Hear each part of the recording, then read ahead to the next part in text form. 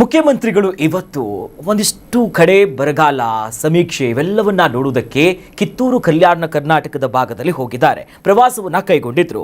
ಬರಗಾಲದ ಕುರಿತು ಅಧಿಕಾರಿಗಳ ಜೊತೆಯಲ್ಲಿ ಸಭೆ ನಡೆಸಿದ್ರು.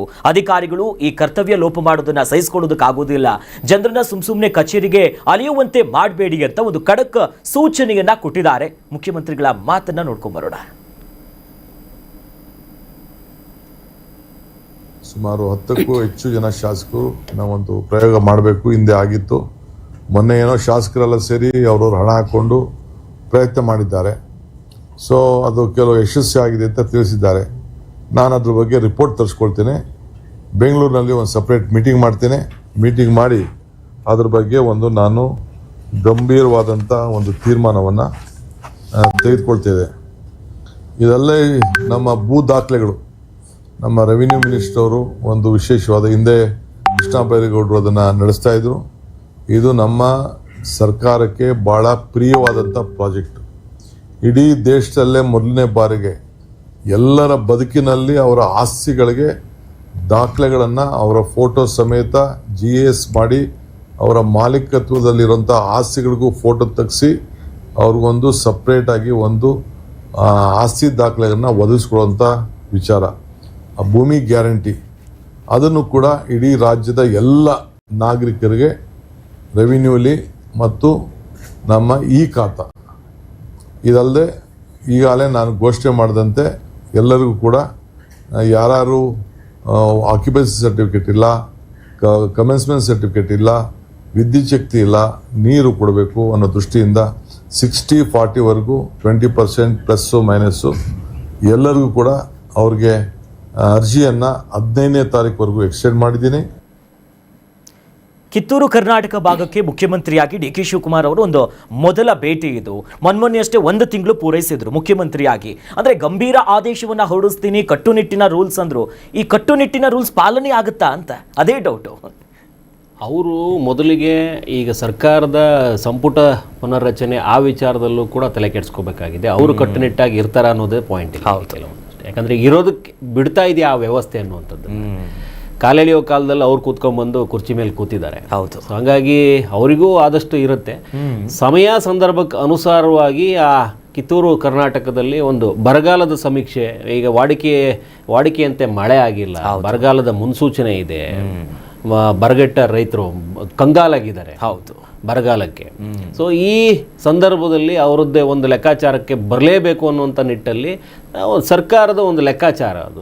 ರೈತರ ಪರವಾಗಿ ನಾವು ಇದ್ದೀವಿ ಅನ್ನೋದನ್ನು ತೋರಿಸ್ಕೋಬೇಕು. CM ಆಗಿ ಹೊಸ ಹಾದಿಲಿದ್ದಾರೆ. ಅಲ್ಲೂ ಕೂಡ ಕೃಷಿಕರ ಜೊತೆ ರೈತರ ಜೊತೆ ನಾವು ಇದ್ದೀವಿ ಅನ್ನೋದನ್ನು ಅವರು ತೋರ್ಪಡಿಸ್ಕೋಬೇಕಾಗುತ್ತೆ.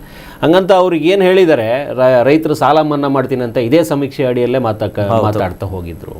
ಸಾಲ ಮನ್ನಾಕ್ಕೆ ಯೋಚನೆ ಮಾಡ್ಬೋದು ಅನ್ನುವಂಥ ನಿಟ್ಟಲ್ಲಿ ಆ ಕುಮಾರಸ್ವಾಮಿ ಅವರ ಲೆಕ್ಕಾಚಾರ ಏನಿತ್ತು ಅದಕ್ಕೆ ಬರೋಣ, ಒಂದಷ್ಟು ಲಕ್ಷ ಜನರ ಈ ಬೆಳೆ ಸಾಲವನ್ನು ಮನ್ನಾ ಮಾಡೋದಕ್ಕೆ ಒಂದು ಪ್ರಯತ್ನ ಪಡಬಹುದೇನೋ ಅನ್ನುವಂಥ ನಿರೀಕ್ಷೆ ಆ ಕಡೆ ಭಾಗದಲ್ಲಿ CM ಓಡಾಟದಲ್ಲಿ ಬಂದಿರುವಂಥ. ಅದರ ಜೊತೆಗೆ ಒಂದಷ್ಟು ಸೂಚನೆಗಳನ್ನು ಕೊಟ್ಟಿದ್ದಾರೆ. ಕರ್ತವ್ಯವೇ ಧರ್ಮ, ಜನಸೇವೆಯೇ ಧರ್ಮ, ನಾವು ಯಾವ ಕಾರಣಕ್ಕೂ ಲೋಪ ಮಾಡಬಾರದು, ಜನರನ್ನ ಕಚೇರಿಗೆ ಅಲಸಬೇಡಿ, ಅವ್ರಿಗೆ ಏನೇನು ಬೇಕು ಅದನ್ನ ತಲುಪಿಸುವಂಥ ವ್ಯವಸ್ಥೆ ಮಾಡಿ. ಈಗ ಈ ಸ್ವತ್ತನ್ನು ಅವ್ರ ಮನೆಗೆ ನಾವು ದಾಖಲಾತಿಗಳನ್ನ ಒದಗಿಸ್ತೀವಿ, ಭೂ ಗ್ಯಾರಂಟಿ ಕೊಡ್ತಾ ಇದೀವಿ ಅಂತ ಏನು ಹೇಳಿದ್ದಾರೆ, ಅದನ್ನು ಇನ್ನೊಂದು ಚೂರು ಸಮರ್ಪಕವಾಗಿ ನಾವು ತಲುಪಿಸ್ತೀವಿ ಅನ್ನುವಂಥ ನಿಟ್ಟಲ್ಲಿ ಹೇಳುತ್ತಾ ಇರುವಂಥದ್ದು.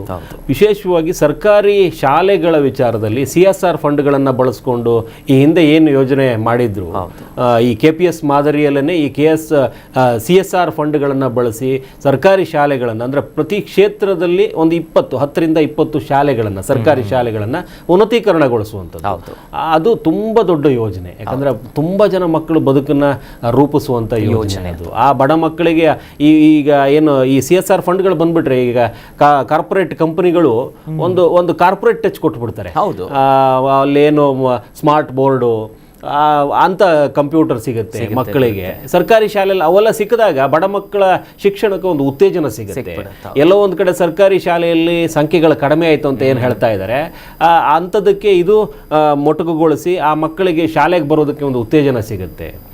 ಕಾರ್ಪೊರೇಟ್ ಸಂಸ್ಥೆಗೆ ಸಾಮಾಜಿಕ ಹೊಣೆಗಾರಿಕೆ ಇದೆಯಲ್ಲ ಅವರಿಗೆ, ಆ ಒಂದು ಫಂಡನ್ನು ಎತ್ತಿಟ್ಟಿರ್ತಾರೆ. ಒಂದಷ್ಟು ಪರ್ಸೆಂಟೇಜ್ ಕೊಡಲೇಬೇಕಾಗುತ್ತೆ ಸಾಮಾಜಿಕ ಹೊಣೆಗಾರಿಕೆ.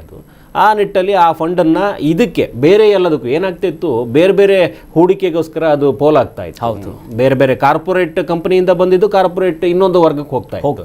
ಆದರೆ ಈ ಬಾರಿ ಕಾರ್ಪೊರೇಟ್ ಸಾಮಾಜಿಕ ಹೊಣೆಗಾರಿಕೆ ಆ ಫಂಡ್ ಏನಿದೆ CSR ಫಂಡು, ಅದನ್ನ ಸರ್ಕಾರಿ ಶಾಲೆಗೆ ಬಳಕೆ ಮಾಡುವಂತ ಒಂದು ಯೋಜನೆಯನ್ನು ಹಾಕೊಂಡಿದ್ದಾರೆ. ಕಳೆದ ಬಾರಿಯೇ ಇತ್ತು, ಈ ಬಾರಿ ಅದನ್ನ ಹೆಚ್ಚುವರಿಯಾಗಿ ಬಳಸೋಣ, CSR ಫಂಡ್ ಮೂಲಕ ಸರ್ಕಾರಿ ಶಾಲೆಗಳನ್ನ ಒಂದು ಲೆಕ್ಕಕ್ಕೆ ತರೋಣ ಅನ್ನುವಂಥ ನಿಟ್ಟಲ್ಲಿ. ಈ KPS ಮಾದರಿ ಆಯಿತು ಅಂತಂದ್ರೆ ಕಡಿಮೆ ಸಂಖ್ಯೆಯ ಮಕ್ಕಳನ್ನ ಅಲ್ಲೇ ಒಂದು KPS ಶಾಲೆಗೆ ಏನು ತರುವಂಥ ಪ್ರಯತ್ನ ಮಾಡಿದ್ರೆ ಬಸ್ಗಳನ್ನ ವ್ಯವಸ್ಥೆ ಮಾಡುವಂಥದ್ದು, ಮೂಲಭೂತ ಸೌಕರ್ಯ ಸರಿಯಾಗಿ ಕೊಡುವಂಥದ್ದು, ಒಂದೇ ಬಿಲ್ಡಿಂಗ್ ಇಲ್ಲಿ ಅದೇ KG ಇಂದ PG ವರೆಗೂ ಏನು ಕಾನ್ಸೆಪ್ಟ್ ಇದೆಯಲ್ಲ, KPS ಕಾನ್ಸೆಪ್ಟನ್ನು ಅಲ್ಲಿಗೆ ತರೋಣ ಅನ್ನುವಂಥ ನಿಟ್ಟಲ್ಲಿ ಇವತ್ತು ಇವರು ಅದನ್ನು ಕೂಡ ಹೇಳ್ತಾ ಇದ್ರು. CM ಅದನ್ನು ಕೂಡ ತಗೊಂಡಿದ್ದಾರೆ.